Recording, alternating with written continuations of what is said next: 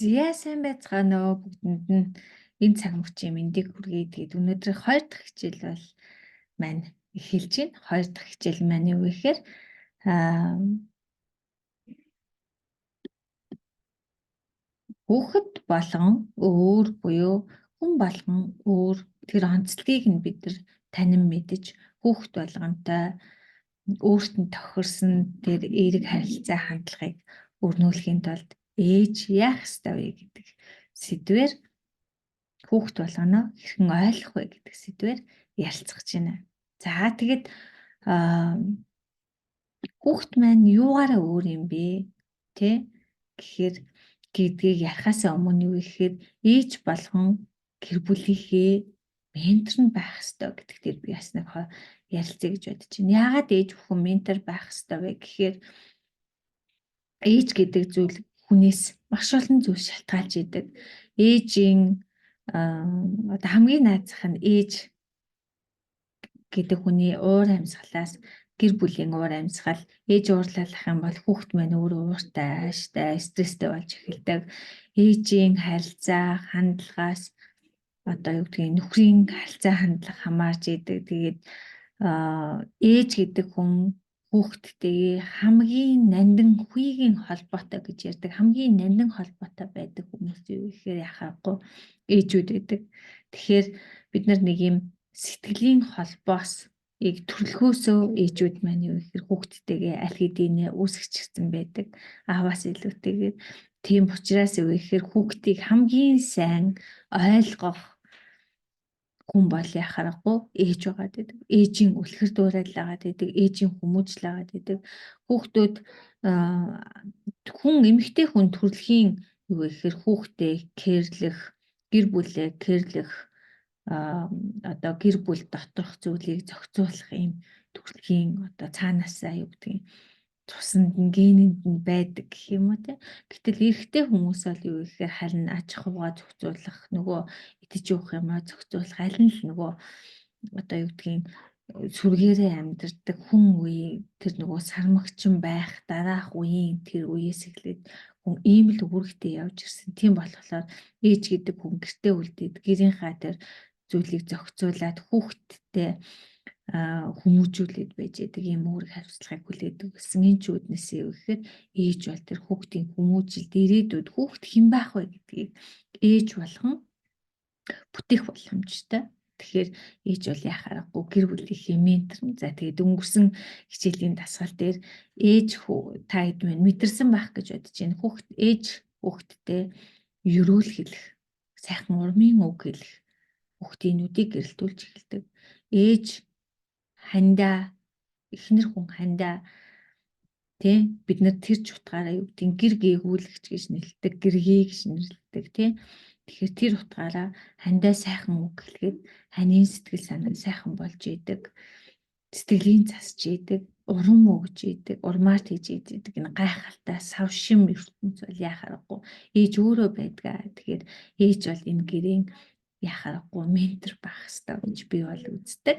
Тэгээд ээжээс цаашлах юм бол гэр бүлийн харилцаа, хандлагаас гадна юу гэхээр эрүүл мэнд хүртэл ээж хүүхэдтэй эрүүл хоол өгөх юм уу, эрүүл хүнс өгөх юм уу, ээж хүүхэдтэй эрүүл байлгах юм уу, тий? Одоо яаж дархлааг нь дэмжих юм гэдгээс ахуулаад энэ ээж бол яхаарахгүй энэ гэрийн бол ментор юм аа гэж бол би бол үздэг. Тийм ч утгаараа юу гэхээр мами ментор гэдэг одоо группийг нээгээд тэг өөрөө яг мами ментор төвшөнд ээж ментор ээж байхын хэмжээнд суралцаад явж байгаа, хэрэгжүүлээд явж байгаа ээж байгаа. Тэгэхээр таныгаа ч гэсэн бас гэр бүлийнхээ ментор ээж нь байгаасаа гэж хүсэж байна. Тэгээ магадгүй эндээ ороод ирсэн хүн болгон ментор ээж болох боломжтой. Тэр зах зугаас суралцаад явж байгаа шүү гэж би танд хэлмээр байна. За ингээд хүүхдүүд маань хүн болгон өөр. Бид нар мэднэ тий. Энэ хорвоо дэлхий дээр амьдарч байгаа 8 тэрбум хүн өөр. За юугаараа өөр юм бэ гэхээр хамгийн наазах нь нас биологийн хөгжлөөр сэтгэл зүгээрээ өөр.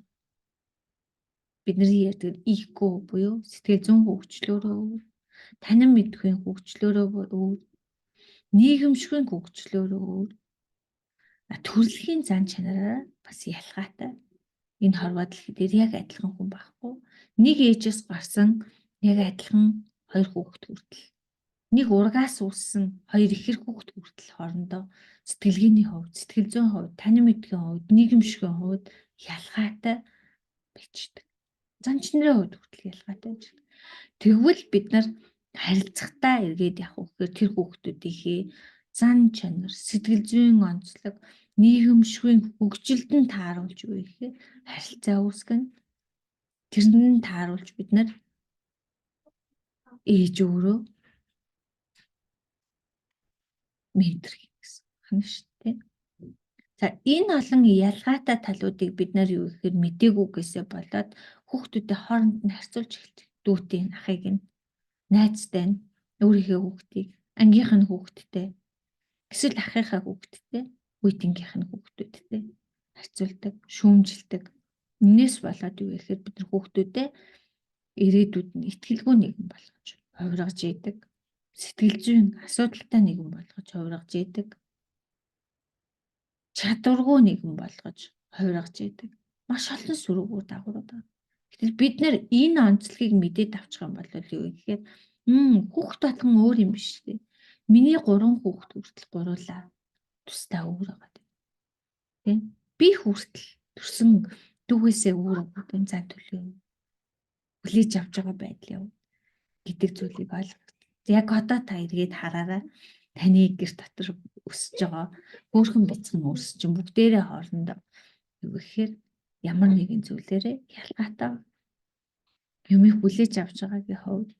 Тэг бид нар хамгийн наазах нь би танаас асуумаар байна. Та хэд цэцэг гэдэг өөртөө төсөөлөд ямар цэцэг төсөөлж байна? Хүн болгон янз бүрийн цэцэг төсөөлдөг. Зүгээр л сэтгэлгээний хувьд, сэтгэл одоо танин мэдхийн хувьд гэдэг юм. Би улаан сарнаа, та магадгүй юу гэхээр цагаан сарнаа, магадгүй тармил ургамал, зуны сайхан байгалийн цэцэгс, магадгүй зарим нь ногоо навч төсөөлсөн. Гэтэл аливаа зүйлийг хүлээж авч байгаа өнцөг, аливаа зүйлд хандж байгаа хандлага бүх юм хүн болгоных өөр. Таны нөхрийн хүртэл өөр. Гэтэл бид нар нөхрөө өөртөөгөө адилхан байлгах гэж, хүүхдээ өөрийнхөө байлгах гэж маш ихээр хичээдгээсээ болоо бидний хооронд харилцааны маш олон зөрчлүүд бий болж эхэлж байна. За тэр талаар өнөөдөр тэгвэл хэтгэлээ ярилцганы, суралцганы. За хүүхдүүд маань насны хувьд тий маш олон онцлогуудтай байгаа. Тэгээ бид нэр хүүхдүүдээ тэг насанд нь байхад нь гизэнд нь ахт нь гэсэн үг тий. Яг үнэндээ энэ үеэс бидний сэтгэлгээ хүүхдийн харилцаа хандлага тогтож эхэлж байна. Гэтэл бид нар бага нас гэж ярьдаг 2-4 наснд нь дахиад 7-оос 5-аас 7 наснд нь хүүхдүүд өсөж хөгжих тусам тэдний нөгөө хоорондын ялгаанууд бүр өөр болж эхэлдэг, өөрчлөгдөж эхэлдэг. За тэгээ та хэд минь эндээс бол яг насны ялгаануудын талаар бол мэдэх бах. Энэ зүйлүүд бол интернетэд бас байж байгаа учраас би нэг хахтар дурдаад явахгүй гэж бодож байна. За 8-аас 9 нас, 10-аас 18 нас буюу өсвөр нас дотор ахаад хуваагдаж болно. Ялгаатай шин чанартай, ялгаатай зан ааштай, ялгаатай сонирхдаг зүйлтэй ахаад бүр цаашлаад яваад ирэх юм бол бие физиологт нь ч гэсэн янз бүрийн ялгаанууд, сэтгэл зүйд нь янз бүрийн ялгаанууд, аливаа зүйлийг харах өнцөгт нь янз бүрийн ялгаанууд гарч ирдэг. Тэгээ бид нэр энийг ойлгохгүйгээр магадгүй яг өөрийнхөө байсан өсвөр настай өнөөдрийн хүүхдэд харьцуулдаг. Эсвэл 9 настай дахиад 5 настай дүүтэй энэ хүүхдүүдэд харьцуулдаг. Энэ ялгаануудыг ойлгоогүй гэсэн болоод. Тэгээ мэдээж бид нар энэ насны онцлогийн ялгаануудыг болвол эндээс олоод авчих боломжтой байгаа учраас би нэг ахтар ярихгүйгээр цаашаа явлаа гэж бодож байна. За тэгээ хамгийн том онцлог та нарт ярих гэж байгаа гол ялгаа юу гэдэг вэ гэхээр төрөлхийн зан чанарын хувьд хүн болгон ялгаатай байж байна. Та ингэж бодоод үзтээ. Яг энэ жилийн 4 улирал шиг 4 өөр төрлийн энергитэй буюу зан ааштай хүмүүс байдаг, хүүхдүүд байдаг. Хавар яадаг үлээ? Хавар маш олон ааштай. Өнөөдөр маш олон инээж идэг, маргааш ууралж идэг, маргааш цас орж идэг, өнөөдөр бороо орж идэг. Бид нар хүмүүсийг яг хаврын тэнгэр шиг ааштай юм бэ гэж ярьж идэг шүү дээ. Бидний хүүхдүүд яг тийм л ааштай. Өвөл бол чимээгүй, дугаа, дүлгөөхөн, гадагшаа илэрхийлж багтай. Нөгөө дотгошоо гэж ярьдаг тийм зан ааштай, чимээ багтай юм хүүхдүүд. 100 ядгийн чимээ шугаан ихтэй, найр наадам ихтэй, олон хүн бужигнсан. Яг тэрнтэй адилхан олон хүүхдтэй байх дуртай. Чимээ шугаан ихтэй, том дуутай, олон юм ярьдаг. Ийм хүмүүс байна уу? Таны нүдэнд үзэгдэж байна уу? Хүүхдүүд чинь төсөөлөгдөж байна уу?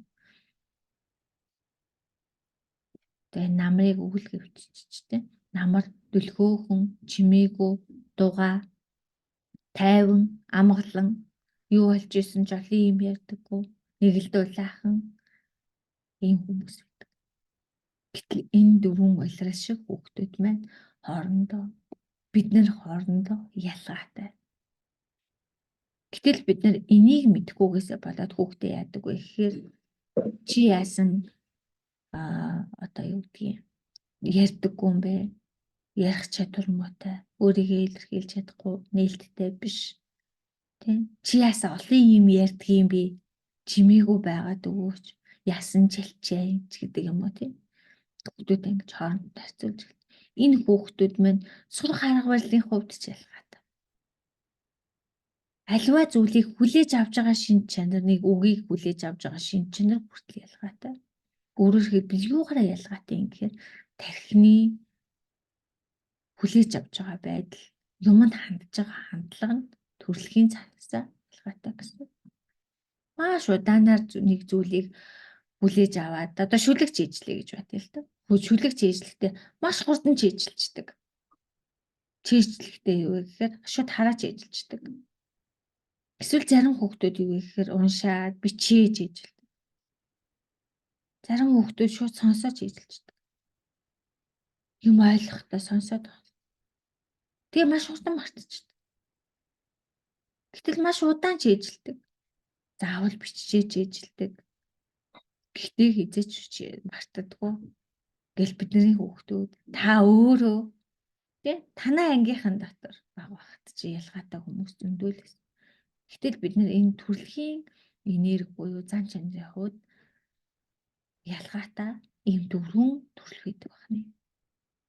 Тэгвэл бид нар энэ онцлогийг нь мэдээд авчих юм бол юу гэхээр хүүхдүүдийн хооронд нь харьцуулахгүйгээр магадгүй хүүхд болгоны онцлогт тохирсон харилцааг бид нар өрнүүлж чадна. Хүүхд болгоно шүүмжлэхээсгүй бүр цаашлах юм бол нөхрийгөө ч аавыгаа ч ээжигээ ч өөрийгөө ч шүүмжлэх бол шаардлагагүй болж эхэлдэг. Тэгвэл яг таны хүүхдээ одоо таны төсөөлж байгаад аль улирал шиг юм санагдаж байна. Тэ? Одоо хэдүүлээ энэ хаврын улирал шиг хүүхдийн онцлогийг ярилцъя. Хаврын улирал шиг хүүхд юу гэхээр шин зүйлийг маш ихээр санаачилдаг, тууштай биш. Өөрөөр хэлбэл нөгөө нэг өдөр бороотой нэг өдөр цастай гэдэг шиг тий. Тууштай биш. Юмыг дуусгадаггүй, эхэлдэг, гэтээ дуусгадаггүй, төвчээргүй, амархан бухимддаг, бодхоосоо өмнө үйлдэл хийж оролддог, шилдэг бүтээл хийхийг хүсдэг ч хурдан удирддаг. За ямар нэгэн юмыг маш хурдан уншдаг. Гэхдээ зарим жижиг хэсгүүдийг тоомсорлохгүйгээр уншичдаг. Орхиод уншичдаг. Орхиод цээжилчдэг. Ааштай. За хөөцөлд дуртай мэдээж бусадтай байх дуртай, сэтгэл хөдлөлөө илэрхийлдэг. Би уйлах гад байна. Би уурлаад байна. Хэцүү байна. инээдтэй байна. Бүх зүйлийг илэрхийлэх чадвартай. Олонний анхаарлын төвд байх дуртай. Өөрийг нь өөрөөр хэлбэл олонний анхаарлын төвд аав, ээжийн анхаарал хүүхэд дээр илүү байвал тэр хүүхдээ ихээр илүү таатай байдаг. Гэр ихний анхаарал, ангийнхны анхаарал тэр хүүхэд дээр байвал илүү таатай байдаг. Тэрнээсээ энерги авч хөгжиж идэг хүүхдүүд гэсэн үг. Бусдыг өөртөө татна тэрнэртэй урам өгч бий болгож чаддаг. Манай ханааша хэдүүлээ ингэчих та гэдэг нэг юм найз хүн байдаг уу? Эсвэл танай хүүхдүүд дотор байна уу? Тэ? Бүгдээрээ ингэчээ гэж зүуд хамаг зүйлийг санаачилдаг. Ийм хүүхдүүд. За мөнгөнд жоохон үргэлгэн энэ хүмүүсийн зам буюу хүүхдүүд юм байна. За. Зарим хүүхдүүд мөнгө хадгалаад цаашаа хийгээд мөрөөдлийнхээ төлөө зарцуулдаг бол энэ хүүхдүүд харсан айгуу гоё гялгар цалгаар юмныхаа төлөөс мөнгө өрчдөг. Ийм цагааштай. Тэгвэл танай гэрийн хүүхдүүд маань өөр байна уу? Дараа нь 100 ганцаараа биш. Олон дунд байх туртай, найз нөхдийн дунд байх туртай. Байглаасаа удирдаг чин чанартай, хөгжөөнтэй, зугаатай, зуны улиралч зугаатай гэдэг үстэй тий. Маш нийтэж сургууль дээрээ бол багийн ажилд маш сайн оролцдог, манлайлагч, маш олон дэмжигчтэй, бусадтай их хурдан найзалж, нөхөрлөдөг, эрх чөлөөтэй байх туртай. Танаас эрх чөлөө хүсээд идэх хүүхдүүд гэсэн. Хүнтэй найзалж нөхөрлөлтөө маш бат их холбоо үүсгэдэг. За зохион байгуулалтын хувьд жоохон магадгүй заримдаа дэвтэрнүүдээ орхиод, номнуудаа орхиод явцдаг. Өрөөнд жоохон онгорх юу заваан байж идэг. Та тэрнээс зэрэг шаарддаг иймэрхүү хүүхдүүд байна уу? Заримдаа юу вэ гэхээр яг үнэндээ гоё ганган зүйл зугаа цэнгэл болоод өөрийгөө харчилж чаддаггүй. Бохон завгүй бохор цэвэрхэн байдаггүй гэсэн үг байна шүү дээ. Жохон хурдан хис хуус хаасхан хөдөлгөөнтэй чин 100 хаврын нэрхтэй хүүхдүүд. За суралцах чадварын хувьд юу гэхээр сонсох, харилцан яриа, үлгэр ярих, асуулт асуух гэдэг идэвхтэй суралцдаг. Түүнээс биш яг сууж ном уншихтаа төвлөрдөг хүүхдүүд биш гэсэн.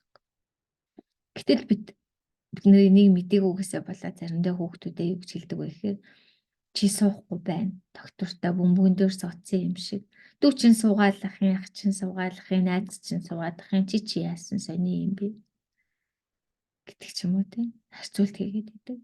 Гэтэл энэ хүүхдүүдийг ном унш гэж ном цаасан ном гэхээс илүүтэйгээр сонсдог ном байхад илүү татаа ном уншдаг ч юм уу тийм. Илүү яриад өгчвөл тэр зүйлийг нь магадгүй YouTube-ээс сонсчвол тэр зүйлийгээ талаар илүү ойлгодог. Харааны чадвар сайтаж гэдэг. Ийм хүүхдүүд байгаа шүү дээ. Гэтэл бид нар суралцахын хувьд сууж чадахгүй докторгүй юм аа гэдэг ч юм уу. Тэр хүүхдийг суулгах гэж сургах нь бас худлаа болж байна. За намар жоохон ичимхий бие барих хандлагатай тийм ч нийтэж биш цөөн сайн найзтай ангийн найзууд нь тусламж хүсвэл маш сайн зөвлөгч байж чаддаг. Доктортай, найдвартай эрсдлээс зайлсхийдэг. Ингэчүүл яах юм болохгүй юм шүү. Тэгвэл яах юм гэдэг дандаа энэ зүйлийг бодож идэг. Гэрийн даалгаврыг хийхдээ удаан боловч их найдвартай сайн хийдэг. Эсвэргээрээ хавар зуны хүүхдүүд гэрийн даалгавар хийхдээ маш хурдан боловч уус асган хийчдэг, дутуу хийчдэг, зарим нь орхичдаг тий. За даалгасан ажлыг заавал дуусгадаг, маш шударга, найз байх хандлагатай. За төрөлхийн ямар нэгэн маргааныг шийдвэрлэх, зуучлах шин чанартай. Мэдрэмтгий хурдан стрессчдэг, эсвэл хурдан урам зориг авдаг. За бусдыг халамжлах туртай. Бусдад өөрийгөө зориулах туртай гэсэн үг тийм. Жижиг зүйлд анхаарлаа хандуулдаг.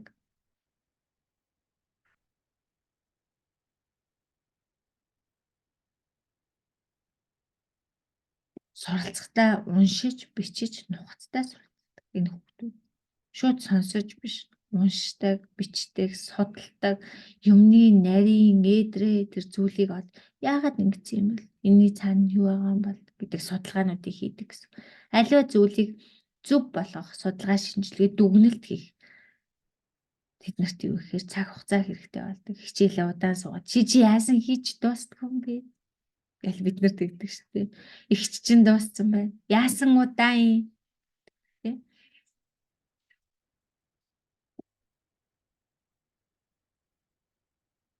За мэдээлэл аливаа зүйлийг хадгалах дуртай. Янз бүрийн нөгөө төрөний мөнгөө хадгалах дуртай. За хичээлээ хийчихэд тэр мэдээллүүд нь маш удаан хугацаанд нөгөө хүүхдэд маань хадгалагдчихэйдэг. Нөгөө шийдсэн шүлгэн насан туршид тархин дотор нь явж идэг. Гэхдээ би удаан чийжилдэг. Ийм хүүхдүүд намрын нэрхтээ хүүхдүүд. Маш үнэнч гэдэг утгаар нь тохиотой зөвлөсөн. За өвлийн нэрхтээ хүүхдүүд нэлийн дотгошоо шин зүйлийг туршиж үзэх үнэхээр дурггүй байсан байгаагаар л байжийг. Нөгөө балаа дуустал хэргэлдэг хүүхдүүд. Харандаага жижигхэн болтол хэргэлдэг хүүхдүүд. Гэртээ болон сургууль дээрээ маш нэмбай зохион байгуулалттай. Эмгцэгцтэй. Олны дунд ороход магтгүй тусламж хэрэгтэй болдог. Олны дунд байх дурггүй. Би гэртээ ээжээ.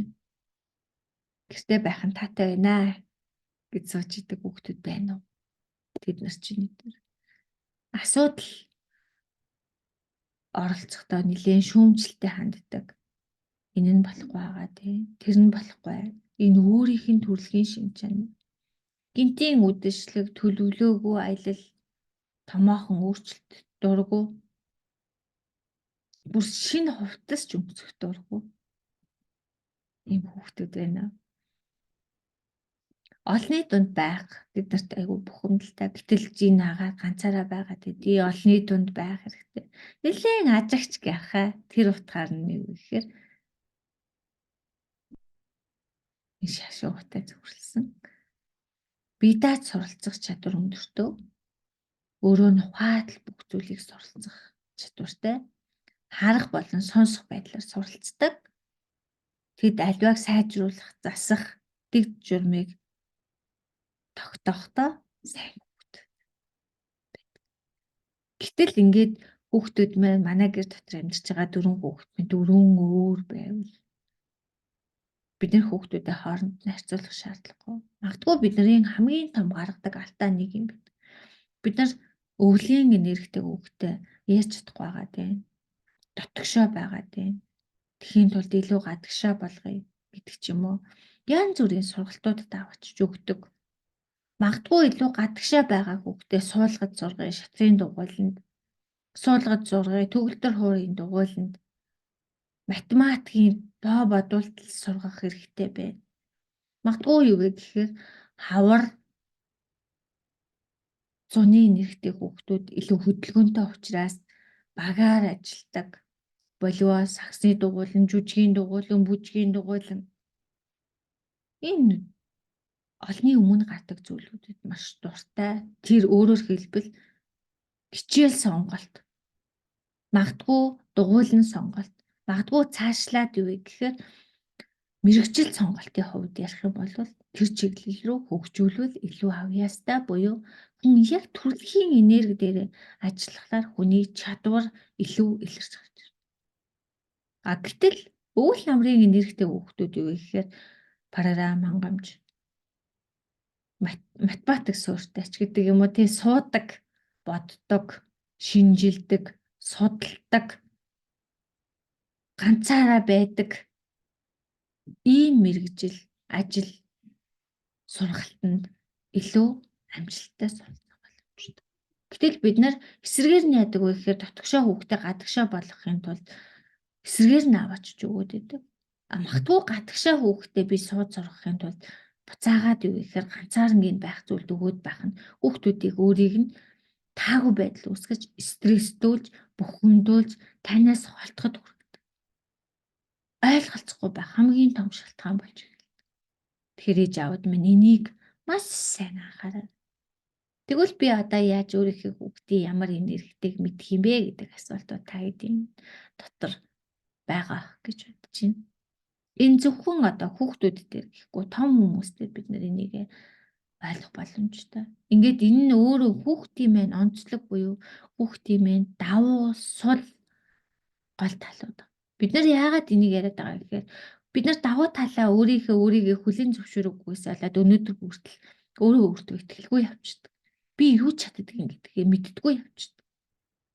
Энийг бид нар хүүхэд байхад нь хүүхэдтэй ойлгуулад өөртөө ойлгоод тэргээр нь харилцаад эхлэх юм бол хүүхэд маань юу ихээр өөртөө итгэх итгэлэн дээр чадж байгаа зүйл дээр нь төвлөрүүлээд тэрэн дээр нурам өгөөд эхлэх юм бол юу ихээр хүүхэд маань бидний байгаагаас илүү амжилтуудыг бүтээх боломжтой. Тэр ч утгаараа юу ихээр та нартай заавал ярих сэдвийн нэг байгаа. За тэгээд тэгвэл би хүүхдээ аль төрлийн хүүхэд юм бэ гэдгийг яаж мэдэх вэ? Гэвэл гэрийн даалгаварт хэдүүлээ юу гэхээр энэ дасгалыг хий. За дасгал маань юу вэ гэхээр хүүхдийнхээ төрөлхийн зан чанар энергийг тодорхойлохын тулд хүүхдээсээ бид нар 5 асуултыг асуув. За 5 асуултыг асуугаад энэ асуултын дагуу одоо 1-р асуулт A гэж хариулдаг юм уу, B гэж хариулдаг юм уу? Энийг бөглөж явж байгаа. Асуулт 4, асуулт 5. За хамгийн сүүлд нь энэ хариултууд дээр бөглөнө. Нэгийн хүүхэд маань алийг сонгосон юм бэ? 2-ын алийг сонгосон. Энд дээр ингээд A, B, C-ийн ялгаатай байгаа шүү дээ. Холиод биччихсэн. 3-ын алийг сонгосон гэдгээс хамаарат дугуйлцгаад дугуйлсныхаа дараа юу гэхээр одоо энэ хавар гэдэг хэсгээс хүүхэд маань хэдийг дугуйлсан байна вэ? Намар гэдэг 100 гэдэг хэсэг дээр хэдийг дугуйлсан байна вэ гэж доош нь бодож тавиад энэ дээрээ артал дээр нь тоогийн тавихлаар хамгийн их гарч ирж байгаа хэсэг нь танай хүүхдийн төрөлхийн чадвар буюу танай хүүхдийн энерги гэж. За магадгүй хүүхэд нь өнөөдөр арай бага настай байх юм бол та хүүхдээ ажиглаж агаад гаргаж ирнэ гэсэн. За бүр бага настай хүүхдийн хувьд бол бид нар 4-өөс доош настай хүүхдийн хувьд л энийг гаргаж ирэх боломжгүй. Тэгэхээр ерөнхийдөө ээжүүд маань юу гэхээр хүүхдээ би юунд хүүхэд маань ямар тоглоомд дуртай байна уу? Ямар зүйлийг санал болгохоор илүү сонирхоод байна уу гэдгийг тэртээ бид нар маш сайн мэдчихэдэг. Харин юу гэхээр 10-аас дээш насны хүүхдүүд маань энийг өөрсдөө бол маш сайн бөгөлдөг, өөрийгөө маш сайн илэрхийлдэг. За одоо ер нь бол нэг 18 нас хүрээгүй байхдаа хүүхдүүдийн яг одоо юу гэдгийг 16 моргоо хүрээгүй байхдаа одоо сэтгэл зүй бүрэн тогтоогүй байдаг учраас юу гэхээр магадгүй хүүхдүүдийн хавар нүн 2 тэнцүү эсвэл 100 намар 2 тэнцүү эсвэл намар өвөл 2 тэнцүү ийм холимог гарч болно. Энэ нь бол зүгээр өөрөөр хэлбэл одоо юу гэдгийг аль нь байна л гэсэн үг. За тэгээд энэ одоо юу гэдгийг тест маань бүр цаашлаад явахаараа яг нөгөө хичээл сонголт руугаа яваад өглөөрөө бид нар авьяасын динамик гэдэг тест болгоод 25 асуултаар хүүхдийнхээ төрөлхийн авьяас чадварыг одоо илүү тодорхой болгож болдог. За тэр тестийг бол 13-аас дээш 14-өөс дээш насны дээр хүүхдүүдэд яг мэрэгжлийн одоо энерги урсгалын зөвлөх буюу Flow Consultant гэдэг мэрэгчлэлтэнгүүд хийдэг. За тэгээ хэрвээ одоо танд үнэхээр тийм шаардлага байгаа бол ментортойгоо холбогдож хийлгэж бас болно. Тэр нь бас тодорхой хэмжээний төлбөртэй байдаг. За ингэж мэрэгчлээ сонгох нь өөрөө хүүхдэд юу гэхээр маш давуу талтай байгаад байдаг. Ирээдүйд бид нар юу гэхээр одоо бидний хамгийн том жишээнүүд юу гэхээр зүгээр л ингээл аав гоё, ээж гоё эргээд ажлын аав гоёыг хэлсэн ээж өөрийнхөө мэргэжлийг эзэмшигсэн мэргэжлээ өвлүүлдэг. За эсвэл одоо юу гэдгийг эргээд ажлын байр маш элбэг байгаа гэдэг утгаар нь бид нэр заримдаа юу гэхээр аавынхаа ээж их өвгөнд ороод шал дурггүй, үсээгүй мэрэгчлүүдээ сонгоцсон. Тэгээ хэсэг хугацааны дараа явж идэл юу гэхээр тэрэн дээрээ шавтарч эхэлдэг, энерги нөгөө урсгаа болж эхэлдэг, би дургүй байж эхэлдэг, хийж чадхаа болж эхэлдэг, би сурдаггүй. Тэгээд захынх нь нөгөө хичээлээ дундуураас нь хайдаг, сургуулиа төгсдөггүй, сургуулиа төгссөн тэр мэрэгчлэрээ ажилдаггүй, дургүй байдаг, дараагийн мэрэгжил эзэмшиж цагаа мөнгөө өрдөг. Эсвэл одоо юу гэдгийг шал өөр салбар руу ордог тийм. Тэгээд карьерийн өсөлт хийж чаддгүй гэдэг хэсгүүд яах вэ? Бид нэр яг энэ төрөлхийн давуу суулталтай маш их холбоотой байгаа. Тэгэхээр энийг зөвхөн хүүхдүүд гэхгүй байдаг. Тэгэхээр том хүмүүс хүртэл өнөөдрийн карьер хаа дараагийн өсөлтийг хийхийн тулд магадгүй ажил мэргэжлээ ахаад бизнесээ аль талбар руугаа хөгжүүлэх вэ гэдгээ ойлгохын тулд юу гэхээр энэ тестүүдийг заавал хийдэг. За тэгээ би та нартай нэмэлт болгоод юу гэхээр одоо зөвхөн хүүхдүүдэд үзээ зогсохгүй та өөрийгөө нөхрийгөө тодорхойлох боломжийг бас та нарт олгож байна. За тэгээ би чатан дээрээ бол яг энэ үздэг линкийг та нарт тавиад өгье. Хүүхдүүдэд бол зөвхөн саяын энэ 5 энд тавьчихсан байгаа асуултаа юу гэхээр үзэж өөрөө энэ хариуг нь гаргаад үзээрэй. За энэ үедээ хүүхдээ анхаарал төвлөрөлтийг нь нэлээд сайн байлгаад өөрийнхөө сэтгэл зүй, сэтгэл хөдлөлийг маш сайхан барьж байгаа, тайван хүүхдтэй аль нь юм бэ гэж тулахгүйгээр энэ чиний хувьд юм байх гэдэг зааврыг хэлэхгүйгээр та өөрөөгөө ментор хийж байна гэдэг төвшөнд харж агаад маш гоё ийм тайван байдлаар энийг хийгээд үзээрэй гэж би та нартай бас хэлмээр байна. Ягаад гэвэл таны сонголт биш, энэ хүүхдийн сонголт байгаа учраас хүүхдийн юугаар хариултаар илүү гарч ирвэл илүү зөв байх боломжтой. За таны хувьд та өөрийгөө бас энэ тестээр үзэх боломжтой. Тэгээ би линкийг нь юу гэхээр яг чат дээр оруулаад өгье. За энээсээ хамаарат та юу гэхээр яг саяхан шиг хавар, намар, зун буюу 4 төрлийн загсаад гарч ирнэ. За энэ загснууд нь 4 төрлийн өөр ингэсэн онцлогтой байгаа. За тэгээд яг энэ тестийг хийгээд үзэхлээр онцлогууд нь одоо яг танд ингээд мэйлээр эсвэл та татаад авах боломжтойгоор хамгийн төгсгөл дээр нь харагддаг. Бид нар бол энийг genus гэж нэрлэдэг тийм.